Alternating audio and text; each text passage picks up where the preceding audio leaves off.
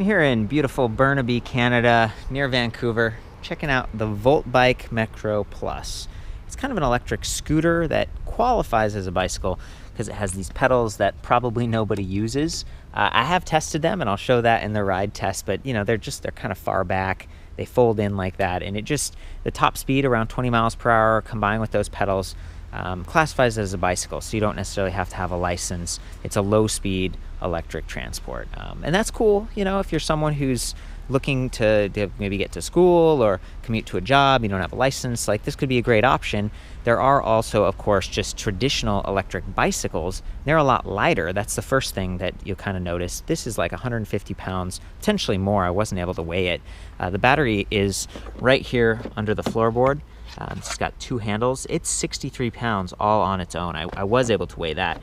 That's pretty heavy. You know, I'm not like a super big, tough, strong guy. I only weigh 135 pounds myself, so this is heavier than me. And that, you know, but it's not as heavy as like a big motorcycle or even some of the other scooters that I've reviewed. I guess before I get into like all the specs and stuff on this, my experience with it has been that it's cheap, and I mean that in terms of price and also kind of quality. Right, it does come with a 1-year warranty. Voltbike has a reputation of, I think, doing a pretty good job. They ship direct from like business to consumer, so you can't. It's hard to find one of these to test ride or buy at a dealer. You just buy it online, and they ship it to you for $70. So the price point is about $900 in US dollars right now. $70 shipping. That's phenomenal. Under $1,000 to have something that's, you know, really purpose built. You got lights, you got turn signals. There's a horn. There's a security system on this thing. It's got the display panel.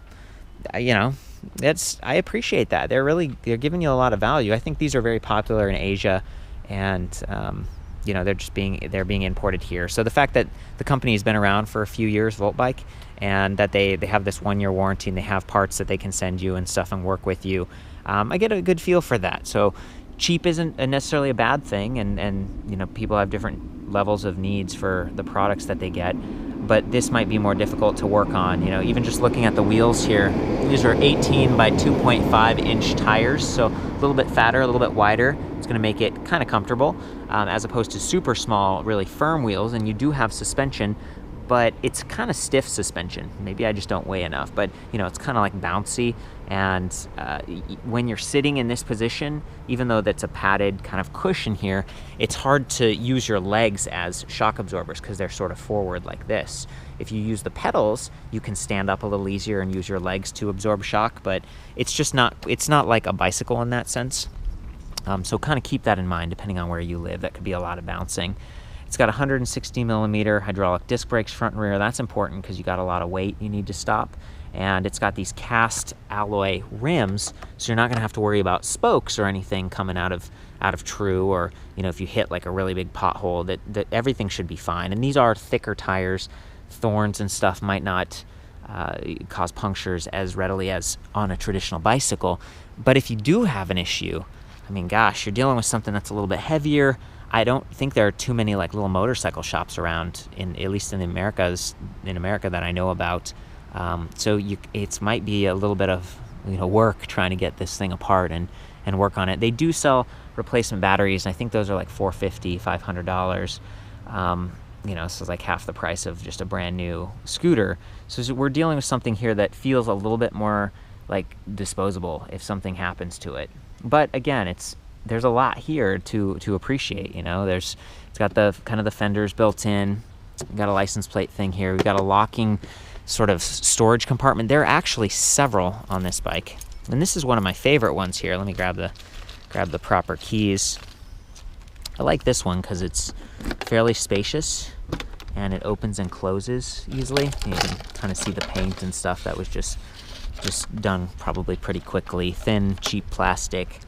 Yeah, so there we go. Try to get this back down. It's one of the challenges I've had.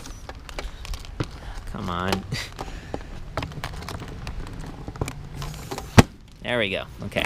It's one of the challenges I've had. I'm not even going to try to open the seat sort of storage area. This is how you would do it. I had to like jump up and down to like push that back and get it to click close. It's not worth messing with. And then there's this little sort of a glove compartment, and you'll see that it's sort of not straight. It's a brand new unit. That's why we've got the plastic on the seat and on the grip there. And open this up, there's just not a whole lot of room in there. But again, like traditional bicycles don't have any storage compartments. So, you know, I'm not trying to hate on this. It's just you get what you pay for, definitely in this case, and it's a little bit cheaper. It's a little bit of a cheaper build. So, okay, so we got the cranks, single speed, which means that if you're riding up to that 20 mile per hour, like your feet are going to be spinning if you were trying to help. And it's so heavy that you really can't do much, but it does have pedal assist. So if you don't like twisting the throttle like this, you can just put your feet on those pedals and turn them. And then, you know, yeah, if you're near law enforcement, you want to like pop these out so that you qualify as a bicycle. That might not be a bad thing. It's got the 2 kickstands. We're using the side stand right now. Whoa, boy. And it has an alarm system. Let's see, I might have accidentally armed it. It's really loud. Might have to unlock it. Okay, you can start this thing remotely. If you hold, there we go, press the lightning twice, it powers on. You don't have to actually physically put the key in, which is interesting. And then you can arm the alarm. That's what we heard earlier. If someone shakes it and you're not around, it'll start sirening and annoying everyone in the neighborhood, which is awesome. So yeah, we've also got lights. If I go ahead and turn those on, these are pretty cool actually. Kind of got this, did I not turn it on? Okay, that's, oh, because the bike's not on. I'm getting spooked by the siren. Let's just go ahead and put the key in. Put it in, ignition. We'll get back to the display panel. You can see the lights here. Oh, there we go. You can see the lights here are sort of blue, and then these, you know, patches of, looks like 7 LEDs on either side of white. So cool, you know, kind of a neat look, kind of aggressive. And then there's the turn signal. I'll go ahead and activate that. You can see that flashing in the rear right there. So definitely nice safety elements going on. It's, you know, designed to be a little bit more like a real vehicle, even though you can't go that fast. The motor on this bike is a 500 watt direct drive. It's built right into this sort of alloy casing. Again, no spokes or anything. Just, you know, same size tire, 18 by 2.5. And then there's the spring suspension on either side. So that's kind of it's the lay of the land here. There's the disc brake rotors. I don't know, you know, even replacing the pads would be, I think, a hassle. And that's true of any electric scooter. It's just on something like this, it's like, you know, it's hard to get the seat to close. I just wonder what it'd be like to mess with some of those other parts. Okay, so battery, 36 volts, 20 amp hours, sealed lead acid, 63 pounds, fairly heavy, replaceable, but, you know, at least the weight is super low on the frame right there and kind of that foot storage area. Got some cables protruding, but not too bad. The fender should keep you dry. I think it comes in a few different colors. Initially, I was like, oh, look, it's a 2-person vehicle. You got the little backrest and handles and those feet rest, but the suspension going up and down, the passenger's feet are going to be bobbing around. And apparently in Canada, that's illegal. Like, you can't have electric bicycles that are 2-passenger. I mean, there are some bikes that are pretty awesome that way, like bicycles, like a Yuba or an extra cycle where it's a cargo bike or a tandem bicycle, but they don't recommend that you try to put 2 people on this. It's just left over from China, where I'm sure this is made, kind of having that feature. Here's our horn, real annoying. And then there's this button right here. This activates pedal assist. So that would allow me to get the motor going just by pedaling. So that's what that is. The brake levers, you got the display panel, so it kind of shows our speed, and we got 4 different bars on the battery icon. The lights are on right now, little indicator, and then sort of an odometer. So, you know, good stuff. There's a lot of standard readouts. There's sort of enough room to get your feet up and kind of tucked away on this if you're cruising around town. I guess before we get into the ride test, I should say initially I was like, what's this? And I pushed this closed and I thought, oh, cool, you know, it keeps someone from trying to break into your bike. But then I couldn't get it back open. I was trying to like slide this lever. So what you actually have to do is use this little key, the back side of the key, this little unlocker thing to open it again.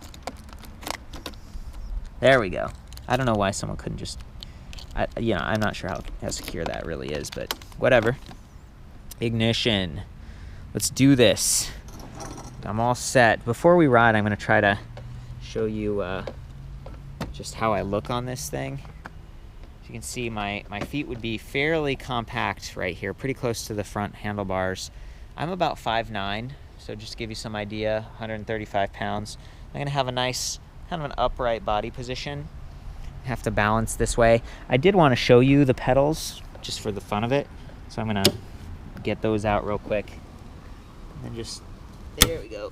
Okay, so now got my feet back there, but it's a little bit awkward. There's no leverage. Even getting started is kind of funky. Yeah. But the motor is pretty quiet, so I'll wait for this train to go by. So whoop, here we go.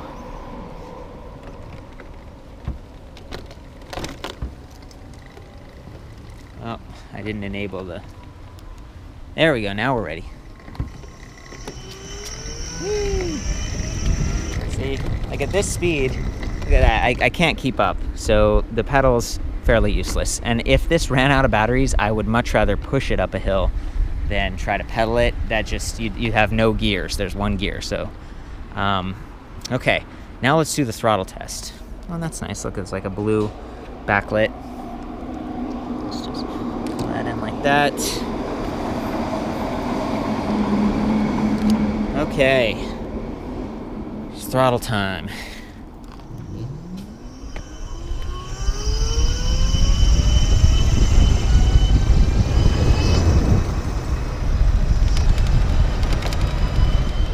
Getting up to like that 32 kilometers per hour top speed. You know, it works. You wouldn't want to take this out on the highway or anything, but around town, it's pretty effective. Now here we go, here's a hill. I'm gonna just try to power up this thing and see how the motor does.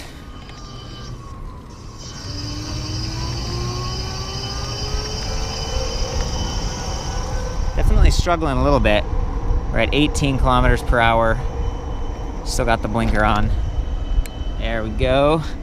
You know, up to 20, you know, we're climbing. It's moving a lot of weight. And it's getting the job done. So yeah, I think that's a pretty good summary. Enjoyed testing this bike out. You know, it's the Voltbike Metro Plus. Definitely more affordable, but you're definitely getting what you pay for too. And I feel like the support is cool, the shipping price, everything is good that way. But I would be a little bit, go into this knowing that like it's cheaper. It's a cheaper bike. Yep. Oh, and I should say they give you a free helmet when you get one of their bikes, so that's kind of cool. It's DOT approved, size large. You know, it's not the snuggest helmet I've tried, but it feels decent, and I like the emphasis on safety. You got the lights, you got the you know, the warranty and stuff, so it's a good thing. For the full review on this and other electric vehicles, I'll see you back at ElectricRideReview.com.